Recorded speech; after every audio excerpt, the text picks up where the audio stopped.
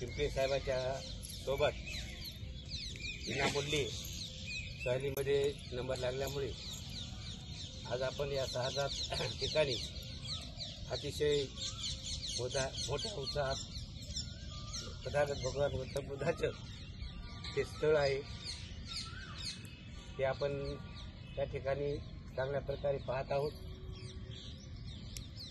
महेंद्र हिरामन पिंपळे यांनी हे विनामूल्य जे सहल राबवली ते आतापर्यंत कोण राबवलेली सुद्धा नाही आणि राबवणार सुद्धा नाही।